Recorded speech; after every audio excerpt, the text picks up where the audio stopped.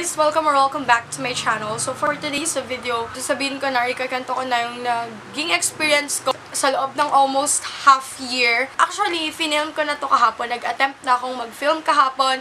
Pero hindi siya natuloy kasi papakita ko yung clip na ito. Best you up! Nakaka-conscious pala. Ang laki ng braso ko dito sa camera. Hey guys! Welcome back to my channel. Charot. Ha? Ayan guys, pupunta, ano bang ginagawa mo? Nag-film! Mamaya ka na mag-film. Bakit? Ay, i-update yung, ipapalitan lang yung modem. Ano ba yan? Ay, sige. Ay. Pa. Mag-film. Ha? sabi niya, faster internet daw. Malapad ba yan? Opo, ma'am. Ay! Ipag-compare nyo naman. Yun yung dating wifi, oh. Yun yung dating wifi namin. Sobrang liit. Tsada. Globe Ang laki na niya na, beshi. So, ayun nga, hindi siya natuloy kasi nga, in-upgrade yung wifi namin. So, may dumating dito. Nagkaroon ng interruption and tinamad na akong mag-film. Let's talk about my face na. Start muna tayo sa do's and don'ts na based lang sa naging experience ko. First, sa do's muna tayo.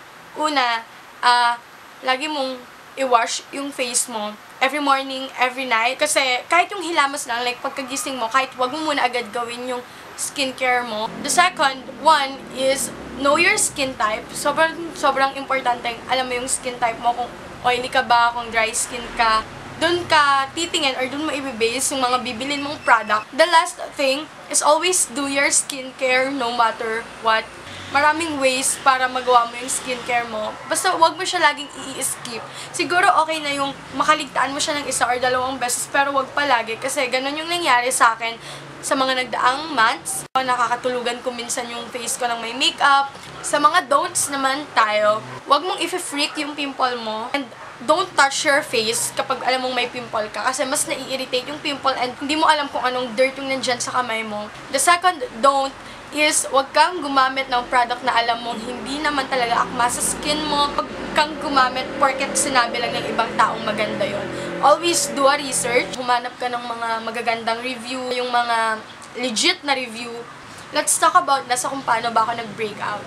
That was bakasyon noon. It all started nung July. Nung grade 10 kasi ako, July yung start ng pasukan namin. Nung nag-transfer ako sa ibang school ng senior high, naging August. Parang almost 4 months yung naging bakasyon ko. Kasi nga, na-adjust siya nung 1 month. Pero walang pasok. Lagi akong gumagala or lagi kami may gimmick with friends. Uwi ako minsan ng may makeup, makakatulugan ko minsan yung mukha ko ng may makeup, di ko nagagawa yung skincare ko. Nag-start lang siya, imagine, sa isang pimple dito, na nadagdagan dito, until sa ilong ko na lang at forehead yung walang pimples. Pero eto, meron talaga. Nung una, parang hindi ko siya pinapansin. Like, sabi ko pa nga dun sa isang vlog ko na na-upload ko rin sa YouTube, na sabi ko, mas gusto ko nga minsan yung nagkakaroon ng pimple kasi parang mas naging challenging. Ganon yung nasabi ko. This is what my face currently looks like. And, ayan, medyo natutuyo na yung mga pimples ko. Actually, ito, pimple marks na lang. Tapos, nawala na. Ito, maliit na. See? Maliit na agad siya. Tapos, yung dito, ito, maliit na lang din. So, ayun, kaya sabi ko sa inyo, hindi ako nag-worry kasi hindi ko alam. Basta hindi ako nag-worry pag nagkakaroon ako ng pimples. Actually, minsan nagiging challenging pag marami akong pimples. I feel like, kailangan mawala itong lahat, ganyan. Although, oo, may point ako doon, pero nung lumala siya, ayun na, dun na nag-start bumaba self-confidence ko, nahiya akong lumabas, di ako makalabas ng walang makeup, kasi nga, hindi ko ma-accept sa sarili ko na nagbe-breakout ako. Sobrang clear skin ka talaga dati. Naging mahirap talaga. Let's talk about na sa mga products na ginamit ko. Nung mga pa-July, hindi ko muna siya gaano ginagalaw. Yung skincare na uploaded before dito sa aking channel, yun pa rin yung products na ginagamit ko talaga nung kahit marami na ako nung pimple. Nare-realize ko na walang nangyayari sa pimples ko, hindi man lang siya natutuyo, lalo pa siyang nadadagdagan. Doon ako nag-try mag-explore ng ibang product. Ang una kong ginawa is, nag-try muna ako sa safest. Let's talk about sa facial wash muna. Nag-safeguard ako. Although hindi ako gaano nagbe-breakout doon, hindi ko nakikita yung improvement sa mukha ko. Ang ginawa ko, nagpalit ako ng facial wash ulit. Nakalimutan ko, I forgot the name Pero, nabibili siya sa Watsons, like, doctor something na soap. Isa-search ko siya sa internet, then I'll try to put it here. Nung una, parang feeling ko, ay, medyo natutuyo yung pimples ko. Kasi syempre, sa sobrang kagustuhan mong magkaroon ng improvement sa mukha mo, mag-a-assume ka na minsan na may nangyayari. Kahit alam mong wala. Pero hindi. Pag titingnan ko yung sarili ko sa salamin, in general, ang dami ko pa rin pimples. Marami ring nagsasabi na matapang daw yung ingredients nun, matagal na daw yung product na yun, and talagang ever since, matapang na yung ingredients doon, hindi ko siya naubos, tinabi ko lang siya, sinunod ko yung Belo, ubos na silang lahat guys, sobrang doon natuyo yung pimples ko, doon talaga siya nag-start na sabi ko, ay may nag-i-improve na. So sabi ko, mag-stick na ako dito. Pero ang nangyari kasi, oo, natutuyo siya. Pero para bang every time na maglalagay ako ng makeup, nadadagdagan talaga siya.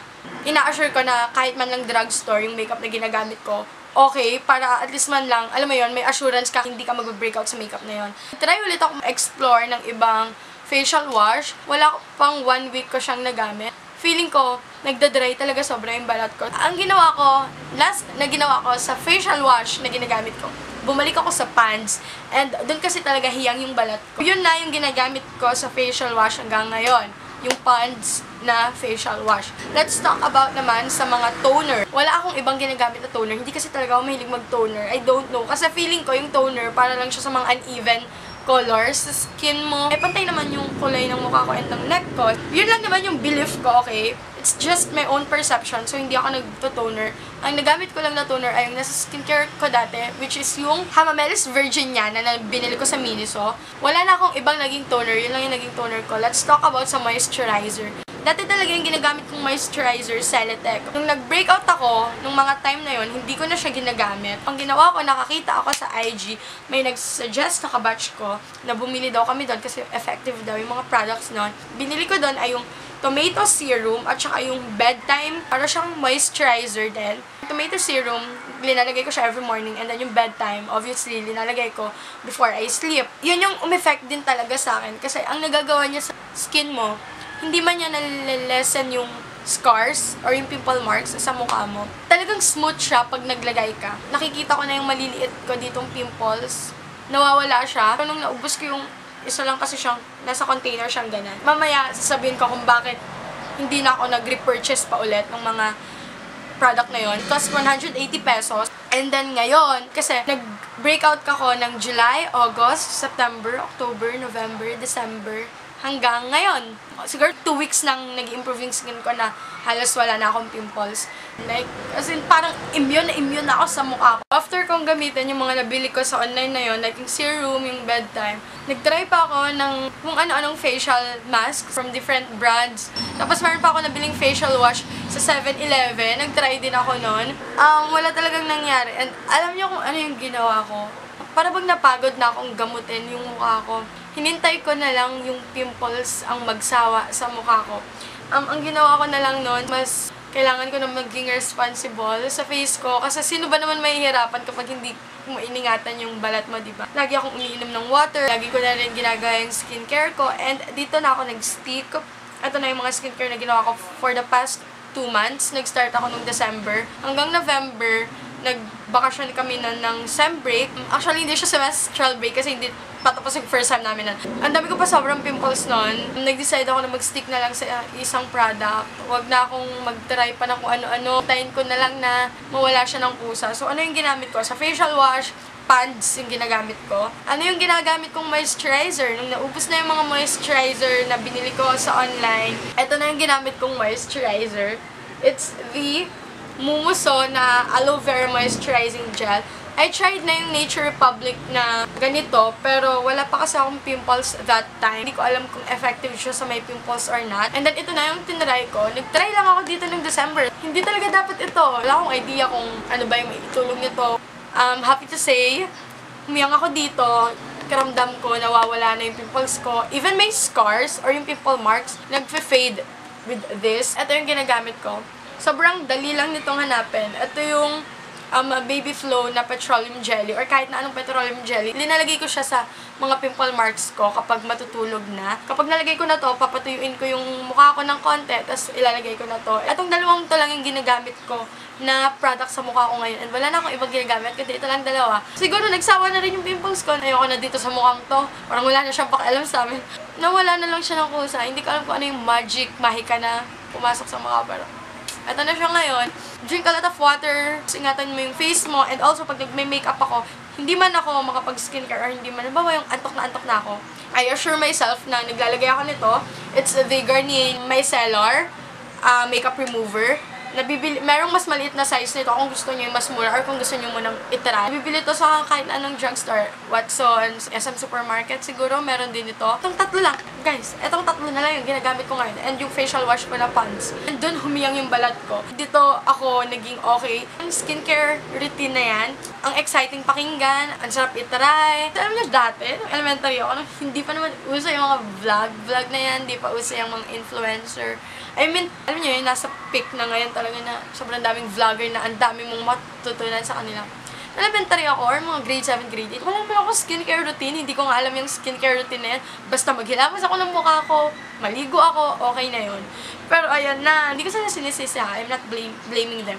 Pero, nung mas nagkaroon na ng chance para ma-explore mo yung iba't ibang products, nakakapanood ka na kung ano-ano, na encourage kang mag-try. Ang skincare routine ay isang do-or-die process. Hindi lahat ng hiyang sa kanila ay hihiyang sa'yo. Hindi lahat ng okay sa akin ay okay sa inyo. Kailangan mong hanapin yung pinaka-perfect product para sa'yo in order for you to have a clear skin, in order for you to have a soft and smooth and perfect skin na walang pimples, pimple marks. Also, kung makinis naman yung mukha mo, mas maganda siguro, wag mo munang itry ng itry. One at a time lang, wag mong itry na, uy, napanood ko to dito, maganda to, dito, napanood ko to, maganda to. Wag mong itry lahat. Kung may panggamot ka sa mukha mo, pag nag-breakout ka, then go. If katulad kita, na ako teenager pa lang, like, I don't have a lot of money para pumunta sa mga mamahaling facial clinic. Wala, hindi talaga ako nag-try ng kahit na anong facial treatment sa mukha ko. Kasi ayoko yung feeling na parang nagbubulas-bulas yung skin mo. Kasi finifreak nila yung pimples mo, which is not good. Sobrang thankful ako. Like, eto talaga. Eto yung holy grail ko ngayon. Hindi ko alam kung bakit. Hindi siya ganun ka-sikat or alam siya ng marami pero hindi siya ganun ka-effective sa lahat. Pero hinihingan niya ako. Kung nag-breakout ka, let go mo yung product na yon. Huwag kang maghinayang sa perang ginastos mo kasi kung ang mangyayari naman sa mukha mo ay mas lalala. Kung nagtatry kayo mag-skincare routine, if you want to try the products that I am currently using, hindi ko kayo pinipigilan. But, I'm not saying then, ang effective sa akin ay effective sa inyo. That's it for this video, guys. I hope that you enjoyed watching this video and I hope that you find this helpful. Lalo na sa mga nagbe-breakout, ang daming nagtatanong sa akin, ate, ano ginagamit yung products, ano skincare routine mo? Sa dinami-dami ng pinagdaanan ko sa 6 na buwan, dito humiyang yung aking balat. And I'm so thankful.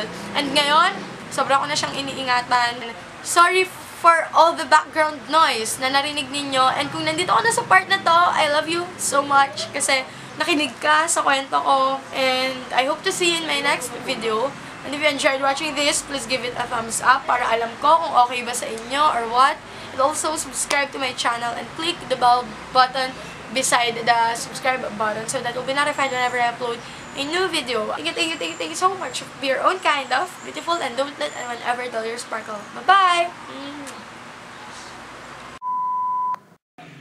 Hi everyone! I forgot to mention na I also used yung coffee and calamansi at saka yung egg as my facial scrub. I used it at least thrice a week or minsan twice a week lang pala. Nakalimutan ko lang kasing sabihin siya dun sa video and then ngayon ko lang na-realize na hindi pala siya napasama. That's very effective. Gumamit kayo nun. Super dali niya lang gamitin and magdi-DIY ka lang ng egg, calamansi, and coffee. Paghalo-haluin mo lang sila. You don't need any water. Basta paghalo-haluin mo lang sila hanggang sa feel mo na pwede na silang gawing facial scrub. Yun lang naman. Thank you again for watching. I love you guys. Hey guys! Welcome or welcome back to my channel. So, for today's video, I'm going to vlog. Kagagaling ko lang sa school.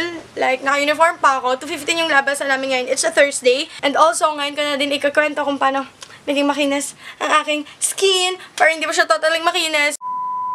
Hey guys! Welcome or welcome back to my